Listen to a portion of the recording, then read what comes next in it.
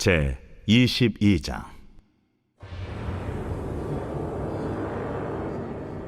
사람이 소나 양을 도둑질하여 잡거나 팔면 그는 소 한 마리에 소 5마리로 갚고 양 한 마리에 양 4마리로 갚을지니라.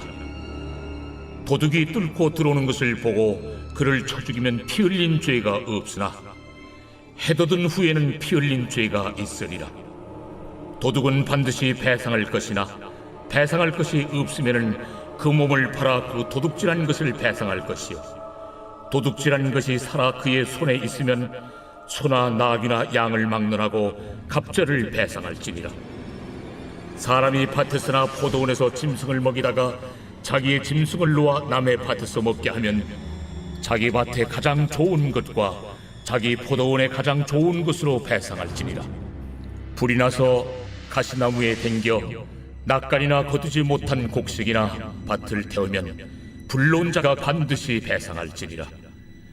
사람이 돈이나 물품을 이웃에게 맡겨 지키게 하였다가 그 이웃집에서 도둑을 맞았는데 그 도둑이 잡히면 갑절을 배상할 것이요, 도둑이 잡히지 아니하면 그 집 주인이 재판장 앞에 가서 자기가 그 이웃의 물품에 손댄 여부의 조사를 받을 것이며, 어떤 이런 물건, 즉 소나 나귀나 양이나 의복이나 또는 다른 이런 물건에 대하여 어떤 사람이 이르기를 이것이 그것이라 하면 양편이 재판장 앞에 나아갈 것이요, 재판장이 죄 있다고 하는 자가 그 상대편에게 갑절을 배상할지니라. 사람이 나귀나 소나 양이나 다른 짐승을 이웃에게 맡겨 지키게 하였다가 죽거나 상하거나 끌려가도 본 사람이 없으면은 두 사람 사이에 맡은 자가 이웃의 것에 손을 대지 아니하였다고 여호와께 맹세할 것이요, 그 임자는 그대로 믿을 것이며 그 사람은 배상하지 아니하려니와 만일 자기에게서 도둑 맞았으면 그 임자에게 배상할 것이며 만일 찢겼으면 그것을 가져다가 증언할 것이요, 그 찢긴 것에 대하여 배상하지 아니할지니라. 만일 이웃에게 빌려온 것이 그 임자가 함께 있지 아니할 때에 상하거나 죽으면 반드시 배상하려니와 그 임자가 그것과 함께 있었으면 배상하지 아니할지니라. 만일 세낸 것이면 세로 족하니라. 사람이 약혼하지 아니한 처녀를 꿰어 동침하였으면 납폐금을 주고 아내로 삼을 것이요, 만일 처녀의 아버지가 딸을 그에게 주기를 거절하면 그는 처녀에게 납폐금으로 돈을 낼지니라. 너는 무당을 살려두지 말라. 짐승과 행음하는 자는 반드시 죽일지니라. 여호와 외에 다른 신에게 제사를 드리는 자는 멸할지니라. 너는 이방 나그네를 압제하지 말며 그들을 학대하지 말라. 너희도 애굽 땅에서 나그네였으니라. 너는 과부나 고아를 해롭게 하지 말라.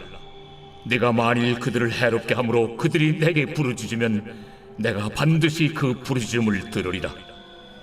나의 노가 맹렬함으로 내가 칼로 너희를 죽이리니 너희의 아내는 과부가 되고 너희 자녀는 고아가 되리라. 내가 만일 너와 함께한 내 백성 중에서 가난한 자에게 돈을 구워주면 너는 그에게 채권자같이 하지 말며 이자를 받지 말 것이며, 네가 만일 이웃의 옷을 전당 잡거든 해가 지기 전에 그에게 돌려보내라. 그것이 유일한 옷이라. 그것이 그의 알몸을 가릴 옷인즉 그가 무엇을 입고 자겠느냐. 그가 내게 부르짖으면 내가 들으리니 나는 자비로운 자임이니라. 너는 재판장을 모독하지 말며 백성의 지도자를 저주하지 말지니라. 너는 내가 추수한 것과 내가 짜낸 즙을 바치기를 더디하지 말지며 내 처음 난 아들들을 내게 줄지며 내 소와 양도 그와 같이 하되 이랫동안 어미와 함께 있게 하다가 여드레 만에 내게 줄지니라.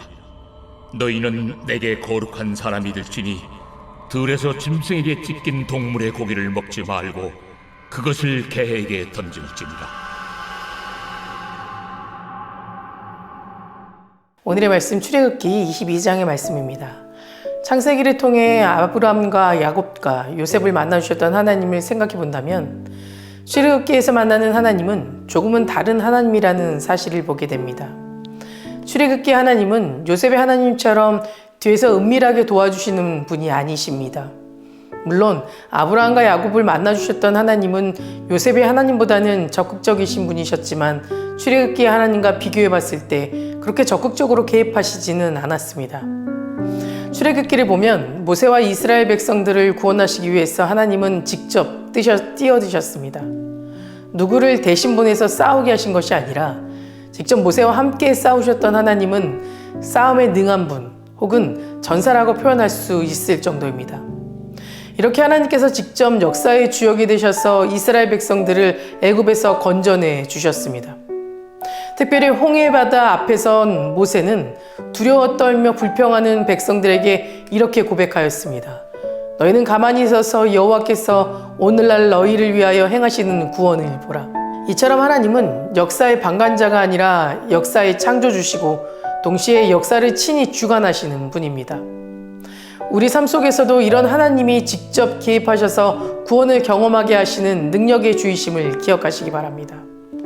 그 하나님을 나의 하나님이라고 고백할 때 우리는 모세처럼 홍해를 단순히 홍해로 보는 것이 아니라 홍해를 또 하나의 길로 보게 되며 하나님의 능력을 보게 될 줄 믿습니다. 또 우리가 주목해야 할 것은 모세와 이스라엘 백성들이 출애굽하여 어디로 가게 되었느냐라는 것입니다. 하나님은 약속의 땅 가나안보다 더 중요한 것으로 그들을 인도하셨습니다. 하나님은 이스라엘 백성들을 곧장 가나안으로 가게 하지 않으셨고 그들을 블레셋으로 가는 길, 즉 빠르게 갈 수 있는 길이 아닌 홍해로 그리고 광야로 인도하셨으며 하나님의 산인 시내산으로 인도하셨습니다. 이것을 통해 하나님께서 우리에게 말씀하시고자 하는 것은 우리 인생도 가나안으로 가기 전 반드시 거쳐야 하고 또 머물러야 할 곳이 있다라는 것입니다. 가나안을 바라보기 전 우리는 이 광야에서 철저히 하나님의 뜻이 무엇인지 배워야 합니다. 그리고 우리의 인격과 성품이 이곳에서 철저히 부서지고 깨어져서 결코 내 힘으로 사는 것이 아니라 오직 하나님의 힘으로 오직 하나님께 쓰임받기에 합당한 인격과 성품으로 변화되어야 한다는 겁니다. 우리는 세상과 구별된 모습으로 살아가야 합니다. 그래서 하나님께서는 하나님의 언약 백성들이 삶 속에서 어떻게 살아가야 하는지에 대해 아주 구체적으로 율법을 주셨습니다. 그것이 바로 십계명입니다. 하나님과 나의 관계는 이 십계명이라는 율법을 통해 더욱 분명해졌습니다. 하나님과 나 사이에 더 견고한 관계로 만들어줄 것이 바로 십계명의 말씀입니다. 십계명은 하나님과 언약을 맺은 백성들이 마땅히 지켜야 할 만한 법입니다. 하나님께서 이스라엘 백성들을 구원하셨고 당신의 백성으로 세우셨기 때문에 이제 이스라엘 백성들이 하나님의 백성임을 드러낼 수 있는 유일한 길은 구원자 대신 하나님의 말씀에 순종하는가 순종하지 않는가에 따라 하나님의 백성이 되느냐 되지 않느냐가 결정되는 겁니다. 그래서 더 나아가 이 십계명을 더 확장시킬 법이 바로 오늘 보실 실정법, 즉 생활법에 대한 말씀입니다.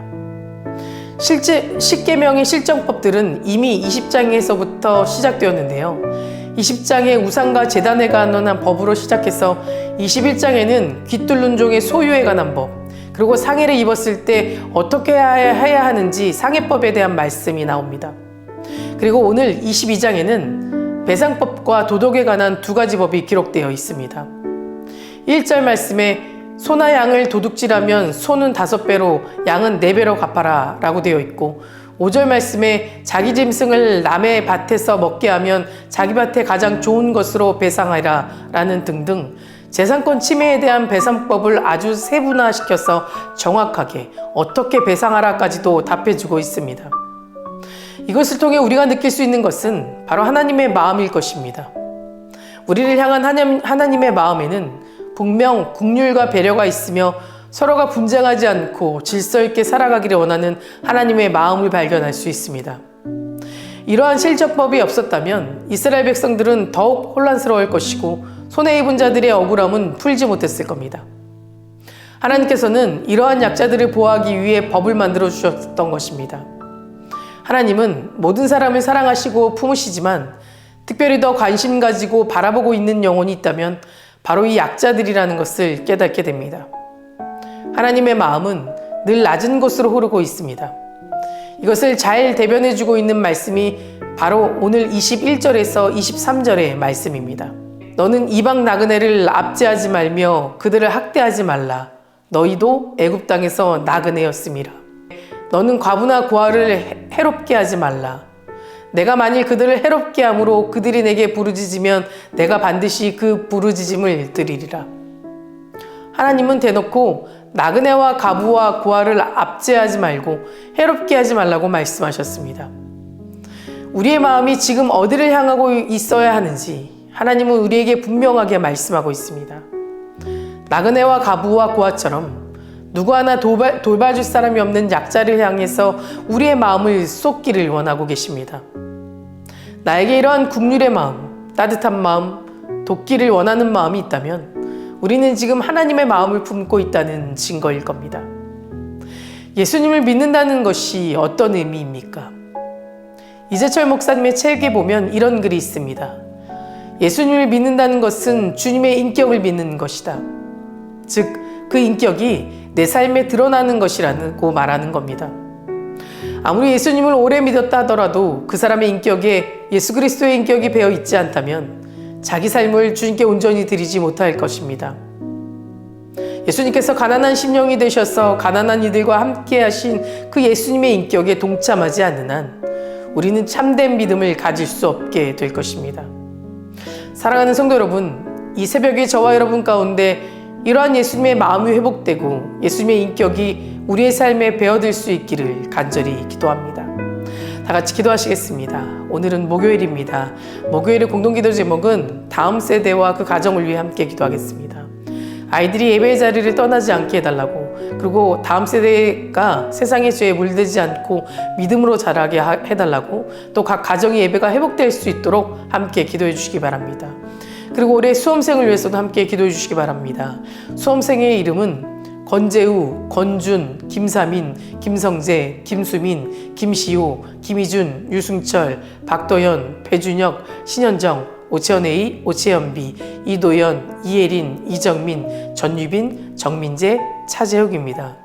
먼저 다음 세와 수험생을 위해 기도해 주시고 각자 개인의 기도 제목을 위해 기도해 주시기 바랍니다. 사랑과 은혜가 충만하신 하나님, 오직 예수 그리스도를만을 믿으며 의지하며 나아갑니다. 우리의 삶을 통해 예수 그리스도의 향기가 전해지게 하시고 예수 그리스도의 인격이 묻어나는 삶으로 약한 자를 섬기며 소외된 자를 사랑할 줄 아는 마음을 회복시켜 주시옵소서. 세상 사람들에게 삶으로 전도하는 귀한 제자의 길을 걷게 하여 주시옵소서. 특별히 다음 세대 아이들과 그 가정을 위해 기도합니다. 다음 세대 아이들에게 주님 축복을 더하여 주시옵소서. 진리 되시는 하나님 안에 소망을 품고 살아가게 하시며 세상의 죄에 물들지 않고 흔들리지 않도록 붙잡아 주셔서 옳은 길, 선한 길을 걸어가게 인도하여 주시옵소서. 우리 아이들이 예배를 사모하고 지켜나갈 수 있도록 그들의 믿음을 지켜주시옵소서. 또한 주님의 말씀을 전하는 제자의 삶으로 살아갈 수 있도록 붙잡아 주시옵소서. 각 가정마다 아이들과 함께 예배하는 가정 되게 하시고 기도하는 믿음의 가정으로 세워주셔서 그 속에서 주님의 사랑이 회복되게 하여 주시옵소서. 우리 수험생을 위해서 기도합니다. 우리 아이들이 원하는 대학의 문이 열리게 하여 주시고 준비하는 모든 순간마다 하나님께 기도로 나아가게 하여 주시옵소서. 건강과 지혜를 지켜주시고 두렵고 떨리는 마음 주님께 모두 내려놓고 평안한 마음으로 하루하루를 감사로 살아가게 하여 주시옵소서. 담임 목사님 말씀의 능력을 넘치게 부어 주시옵소서. 말씀을 선포하실 때 먼저 은혜로 채워주시고 그 말씀을 듣는 모든 성도님들의 삶이 회복되고 나음받는 역사가 일어날 수 있도록 도와주시옵소서. 암으로 치유받고 있는 박재순 권사님, 유은영 권사님, 이용숙 권사님, 오유미 집사님, 박서윤 청년, 유겸 청년 주님 깨끗이 치유해 주시고 끝까지 소망 가운데 살게 하여 주시옵소서. 특별히 호암모자노님 더욱 건강한 일상으로 회복시켜 주실 줄 믿습니다. 투석 중인 성도님들, 사고로 입원 중인 성도님들 힘을 주시고 깨끗이 치유받게 하여 주시며 우울증, 공황장애, 불면증 겪고 있는 성도님들에게는 담대한 마음과 평안함으로 위로하여 주시옵소서. 새벽마다 1000번째 드리며 간구하는 기도 제목에 응답하여 주시길 간절히 소망하며 이 모든 말씀 예수 그리스도의 이름으로 기도드립니다. 아멘.